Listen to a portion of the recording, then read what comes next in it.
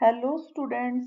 आज हम अपने क्वेश्चन पेपर को डिटेल में स्टडी करने वाले हैं कि कितने मार्क्स का हमारा क्वेश्चन पेपर आएगा और हमें अटेम्प्ट कैसे करना है। तो जैसे कि मैं हर क्लास में आपको बताती हूँ कि आपकी प्रेजेंटेशन मस्ट है। आप कैसे रिप्रेजेंट करते हो अपने क्वेश्चंस को, ये मैटर करेगा। आपको विद डायग्राम, अगर कोई लाइफ साइकिल आ जाती है तो पूरी लाइफ साइकिल को डिटेल में बताना है। तो अगर हम क्वेश्चन पेपर को देखें तो 50 मार्क्स, मैक्सिमम मार्क्स जो है वो 50 मार्क्स का होगा। तो इसमें 4 यूनिट दी गई होंगी। 4 यूनिट का मतलब unit first, unit second, third और फोर्थ। इन यूनिट्स में आपको 2 क्वेश्चन दिए जाएंगे। आपके पास चॉइस होगी, आप क्वेश्चन नंबर फर्स्ट करो या सेकंड करो। बट जो क्वेश्चन नंबर फर्स्ट है वो आपके लिए कंपलसरी रहेगा। जैसा कि स्क्रीन पे दिख रहा है, अटेम्प्ट 5 क्वेश्चन इन ऑल। कोई 5 क्वेश्चन, 5 का मतलब 4 यूनिट है, उनमें से एक एक आपकी चॉइस है। But selecting 1 question from each unit, कोई भी यूनिट में से एक क्वेश्चन कर सकते हो। लेकिन question number first is compulsory and all questions carry equal marks. जो क्वेश्चन नंबर फर्स्ट होगा, जैसे कि आप स्क्रीन पे देख रहे हो, आंसर एनी 5 क्वेश्चन, या जो इसमें चॉइस दी गई होगी, एवरी क्वेश्चन भी हो सकता है, इसमें जो भी क्वेश्चन दिए गए होंगे। तो उसमें जो पहला क्वेश्चन होगा वो कंपलसरी होगा। कंपलसरी का मतलब क्या है, उसमें कोई चॉइस नहीं है कि आप 4 में से 2 करोगे या फिर 2 में से 1 करोगे। ऐसी कोई चॉइस नहीं है। आपको ए बी सी डी जितने भी दिए गए होंगे पार्ट, वो सारे करने हैं।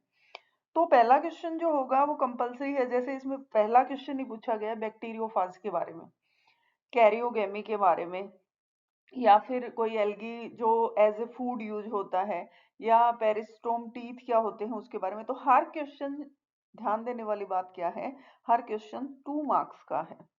और 2 मार्क्स का है, इसका मतलब आपको जैसे बैक्टीरियोफाज आ गया तो सिर्फ डेफिनेशन से काम नहीं चलेगा, बैक्टीरियोफाज के बारे में आपको थोड़ा सा लिखना पड़ेगा।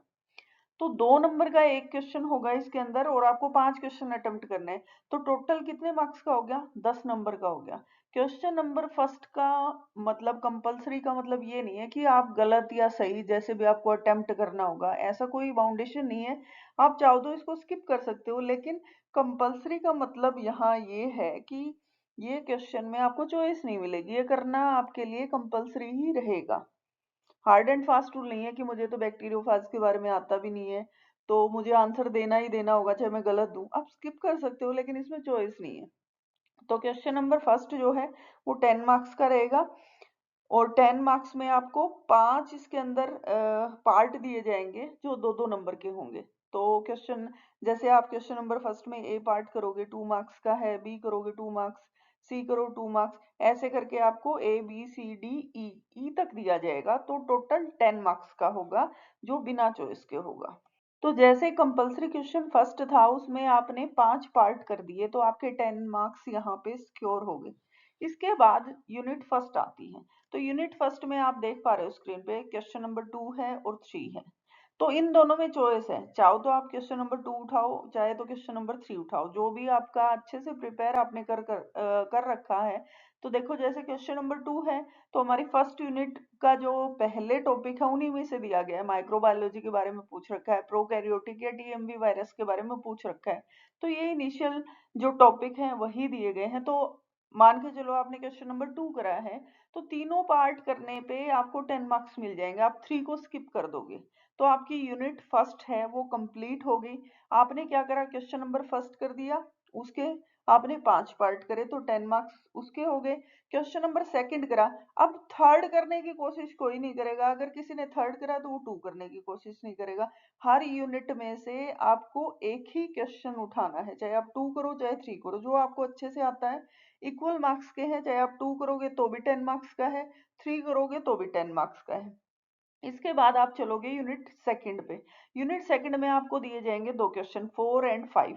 4 एंड 5 में से जो आपको अच्छे से आता है आप उसको अटेम्प्ट करोगे, चाहे तो क्वेश्चन नंबर 4 करना, चाहे तो क्वेश्चन नंबर 5 करना। जैसे अब इसमें आ गया सेक्सुअल रिप्रोडक्शन इन एक्टोकार्पस, तो सेक्सुअल रिप्रोडक्शन को हम डिटेल में लिख सकते हैं, या सेल स्ट्रक्चर ऑफ नोस्टॉक अगर हमें ये आता है, या साइनोबैक्टीरिया के बारे में आता है, नाइट्रोजन फिक्सेशन कैसे कराते हैं, ये क्वेश्चन अगर आता है तो हम 4 अटेम्प्ट करेंगे। इसके बाद हम 5 को करने की कोशिश नहीं करेंगे। कई बच्चे क्या होते हैं, वो सीक्वेंस से क्वेश्चन करना स्टार्ट करते हैं, फर्स्ट कर देते हैं, सेकंड, थर्ड और फोर्थ कर देते हैं, फिर कहते हैं हमने पांचों क्वेश्चन अटेम्प्ट करे फिर भी हम फेल हो गए। हर यूनिट में से आपको सिर्फ एक क्वेश्चन उठाना है, आपको दोनों क्वेश्चन नहीं करने।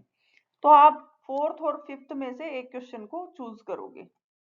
आपने सेकेंड यूनिट में फोर्थ या फिफ्थ में से एक क्वेश्चन कर दिया, अब आप चलोगे थर्ड यूनिट पे। थर्ड यूनिट में भी क्या करोगे, सिक्स्थ और सेवंथ जो क्वेश्चन दिए गए हैं, जैसे मुझे अगर करने को कहा जाए तो मैं सेवंथ क्वेश्चन को प्रीफर करूंगी, क्योंकि इसमें दो पार्ट हैं, 5 5 मार्क्स के दो क्वेश्चन हैं, तो अगर मैं इसको अटेम्प्ट करती हूँ तो ज्यादा मार्क्स मिलने के चांसेस हैं, क्योंकि ये पार्ट हो जाएंगे कि मैं एलएस जो है स्पोरोफाइट्स का वो फुनेरिया का भी लिख दूं और थैलस ऑफ मार्केंशिया भी लिख दूं। इन कंपेयर अगर मैं सिक्स्थ को अगर ब्रीफ में लिखूंगी तो पूरे डायग्राम बनाऊंगी तो वो 10 मार्क्स में से मैक्सिमम 6 या 5 मार्क्स ही मुझे दे, ऐसा भी पॉसिबल है। क्योंकि जो जिस क्वेश्चन के अंदर पार्टीशंस किए जाते हैं, पार्ट बना दिए जाते हैं, वो ज्यादा स्कोरिंग होते हैं। तो आप थर्ड यूनिट में चले गए, आपने सिक्स्थ या सेवंथ में से एक क्वेश्चन अपना चूज कर लिया। इसके बाद आप जाओगे फोर्थ यूनिट में। फोर्थ यूनिट में भी सेम पैटर्न करना है, चाहे तो आप एट्थ क्वेश्चन करो चाहे नाइन्थ क्वेश्चन करो, मतलब दोनों में से एक चॉइस है। तो आप एट्थ को प्रीफर करते हो या नाइन्थ को करते हो, ये आपकी चॉइस है। जैसे आपको पेनिसिलियम बहुत अच्छे से आता है या म्यूकर आता है तो आप उसको चूज कर सकते हो। तो जैसे एट्थ क्वेश्चन मैंने नहीं करा, मैं नाइन्थ पे आ जाऊं तो मैं नाइन्थ क्वेश्चन को अटेम्प्ट करूंगी। जैसे इसमें टिल्यूटोस्पोर के बारे में बता रखा है, गिल स्ट्रक्चर ऑफ एगेरिकस के बारे में बता रखा है, या लाइकेंस के बारे में बता रखा है, तो इसमें से कोई एक क्वेश्चन करूंगी। जो सबसे जो बड़ी गलती करते हैं फर्स्ट ईयर के बच्चे, वो ये करते हैं, जैसे एट्थ का एक पार्ट उठा लिया और एक नाइन्थ का उठा लिया, उनको लगता है क्वेश्चन कंप्लीट हो गया। अगर आप एट्थ को अटेम्प्ट करना स्टार्ट करते हो तो सारे पार्ट्स उसी के होने चाहिए। अगर आपने नाइन्थ में से एक भी क्वेश्चन लिख दिया तो वो ओवर अटेम्प्ट होगा और उसके मार्क्स कट जाएंगे, वो आपको मार्क्स नहीं मिलने वाले। हर यूनिट में से हमें ये ध्यान रखना है कि सिर्फ एक क्वेश्चन को अटेम्प्ट करना है। इसके अलावा दूसरे क्वेश्चन के अगर कोई पार्ट भी लिखते हो तो वो ओवर अटेम्प्ट होगा और काटा लग जाएगा, उसके मार्क्स नहीं होते।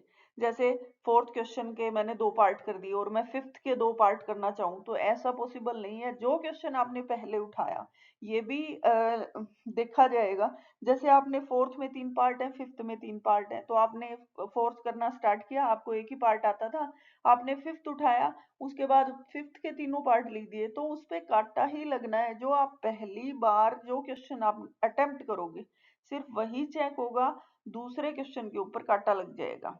तो हर बच्चा इस चीज को अच्छे से अपने माइंड में फीड कर ले कि हमें हर यूनिट में से एक ही क्वेश्चन उठाना है, दूसरे क्वेश्चन में से हमें कुछ भी नहीं लिखना। जो हमें अच्छे से आता है पहले हम उसको करेंगे क्वेश्चन को। अगर उसका एक पार्ट मुझे नहीं आता और दूसरे क्वेश्चन का एक पार्ट आता है तो उसे लिखने की कोशिश मत करना, वो ओवर अटेम्प्ट होगा। और पहला क्वेश्चन जो है वो कंपलसरी है, उसके जो 5 पार्ट दिए जाएंगे उसमें से 5 की चॉइस है, तो वो जिसको शॉर्ट आंसर टाइप क्वेश्चन बोलते हैं वो वाला होगा फर्स्ट क्वेश्चन, वो करना कंपलसरी है। तो हर बच्चा पेपर को अटेम्प्ट करते टाइम इस चीज का ध्यान रखेगा कि हर यूनिट में से एक क्वेश्चन ही तुम्हें कंप्लीट करना है। Thank you so much.